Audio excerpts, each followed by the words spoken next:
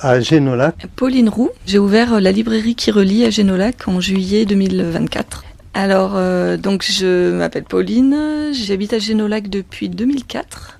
Auparavant, j'étais documentaliste au Parc national des Cévennes pendant 17 ou 18 ans. J'avais pas la vocation de libraire. J'avais plutôt une vocation de bibliothécaire, je dirais. C'est un métier que j'ai pratiqué longtemps et que j'ai beaucoup aimé. Et quand mon poste a été supprimé au parc, j'ai dû réfléchir à quoi faire. La première idée, c'était de continuer mon métier ailleurs, puisqu'il n'y avait pas d'autres postes dans la région. Mais très vite, cette idée a été balayée parce que l'envie principale, c'était de continuer à vivre à Génolac. Donc il fallait trouver quoi faire à Génolac. Dans le domaine des livres que j'affectionne particulièrement, j'aime lire, il n'y avait pas de librairie. Il fallait faire 35 km, 70 allers-retours pour acheter des livres sur Alès ou au Vence. C'est les deux librairies les plus proches. Cette petite idée a commencé à germer dans ma tête. Et j'en ai parlé tout d'abord à mon cercle le plus proche, qui a trouvé que c'était une bonne idée, puis à des gens un petit peu plus lointains, qui tous ont validé l'idée. Alors bien sûr, c'est un nouveau métier libraire. C'est pas comme documentaliste, c'est complètement différent, même si on a le même produit, entre guillemets.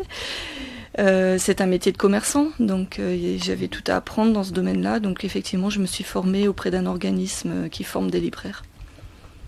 Comment vous vous êtes positionné en quelque sorte, vos spécialités et puis les domaines que l'on peut trouver chez vous? C'est une librairie généraliste. J'ai à peu près tous les domaines du livre. C'était important sur ce territoire d'avoir une librairie généraliste qui parle au plus grand nombre. Donc j'ai de la littérature générale, j'ai des polars, des mangas, des BD, de la littérature jeunesse, j'ai des bouquins en sciences humaines, en vie pratique, des rayons en langue étrangère. On m'a demandé des livres en anglais. J'ai un petit rayon de livres en anglais, quelques livres en allemand, et puis j'ai un rayon en occitan, parce qu'il y a ici à Génolac un groupe qui travaille l'occitan depuis des années, qui m'a aussi sollicité, en réponse aux demandes de la clientèle. Alors, une de mes spécialités, c'est le rayon Cévennes. J'ai un très beau rayon de livres qui parlent des Cévennes, que ce soit des beaux livres, des livres de photos, des récits, de la littérature, et aussi pas mal de livres d'histoire. C'est un rayon qui est pas mal alimenté par les éditions Alcide, également par des auteurs locaux qui écrivent des livres sur l'histoire des villages. Ça, j'en ai pas mal aussi. À Génolac, on pense à Marie-Lucie Dumas, une personne très connue et avec des spécialités précieuses aussi. Oui, c'est une historienne qui a écrit pas mal de livres sur l'histoire des villages des alentours, y compris de Génolac, bien sûr. Son dernier, c'est sur l'histoire de Villefort, en 3 tomes. Le 3e va sortir bientôt. Et effectivement, j'ai les livres de Marie-Lucie Dumas, en tout cas ceux qui ne sont pas épuisés, parce qu'un certain nombre sont déjà épuisés. La librairie, elle est implantée dans une maison médiévale, dont les plus anciennes traces que j'ai pu retrouver datent du XVIe siècle. On est là donc dans le rez-de-chaussée de la maison qui a une partie cave, puisque il y a quelques années en arrière, ici c'était une cave à vin. Il y a eu tout un travail de restauration qui a duré 9 mois, qui a été fait avec pas mal de gens bénévoles autour de moi, mais aussi des artisans. Donc on a traité la question de l'humidité notamment, on a une très bonne aération et là actuellement c'est vrai qu'on est très bien dans ce local parce qu'on est au frais, on est super bien. Et puis c'est un très beau local parce qu'on a la pierre apparente, il y a beaucoup de charme et c'est ce que les gens me disent beaucoup, c'est un joli lieu. Ah oui, tout à fait. Et c'est ce que j'ai voulu, j'ai vraiment voulu y mettre ma patte, voilà. Vous avez aussi quelques perles rares. Vous nous avez montré un livre un peu particulier qu'on peut trouver chez vous. C'est la réimpression, la reproduction d'un livre qui a été publié la première fois en 1658. C'était le premier livre destiné à la jeunesse, aux enfants, qui avait pour but de leur expliquer le monde, comment fonctionne le monde. Et donc dans ce livre, on voit des gravures d'époque, et puis en face, il y a la déclinaison de tous les objets, ou tout ce qu'on voit sur ces gravures. Et donc, ça nous permet de comprendre à nous maintenant, lecteurs du XXIe siècle, comment on voyait le monde au XVIIe. Donc c'est super intéressant, c'est formidable. C'est les Belles Lettres qui ont édité ce livre. J'ai évidemment le récit de Stevenson, Voyage avec un âne dans les Cévennes. Je l'ai décliné en plusieurs formats, donc des BD, il en existe plusieurs, j'en ai au moins 2. J'ai le récit de Stevenson par lui-même, bien évidemment, publié par les éditions Alcide.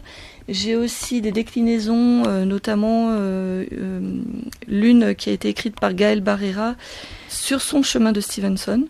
Aussi un autre livre qui raconte les chemins de Stevenson, celui des Cévennes, mais aussi tous les autres chemins, tout son parcours en France et ailleurs, qui est un beau livre qui est paru l'année dernière.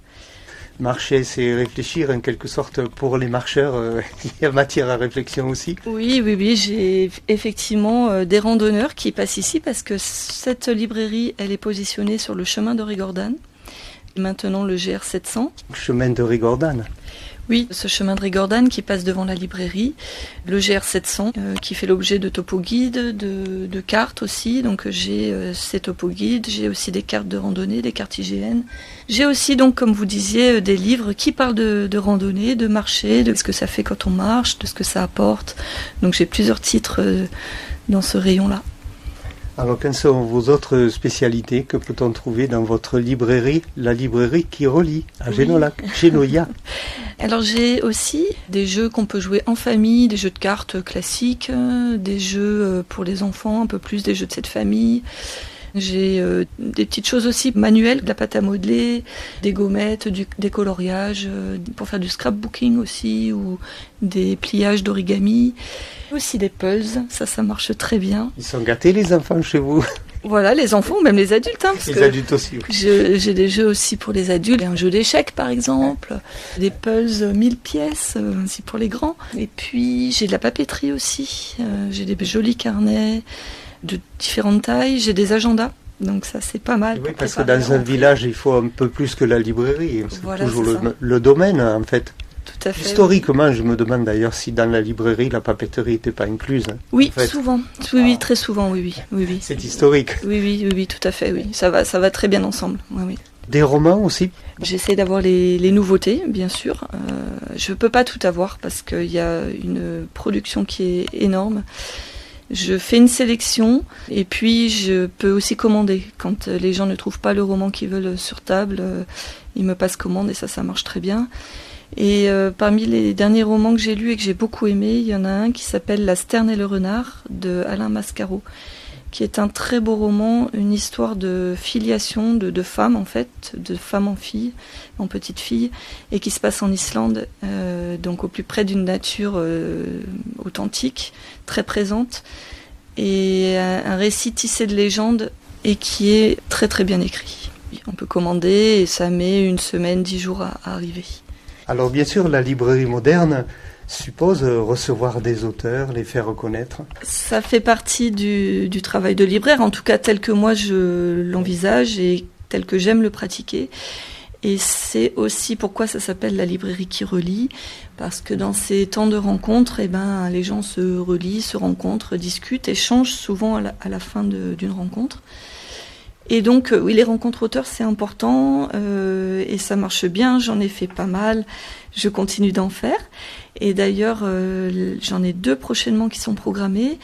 Une le 28 juin, le samedi 28 juin à 18h, avec Pascal Josso, qui va venir parler de son livre et du travail aussi qu'il a eu tout autour de ce livre, qui s'appelle Peyremalink, Peyremales.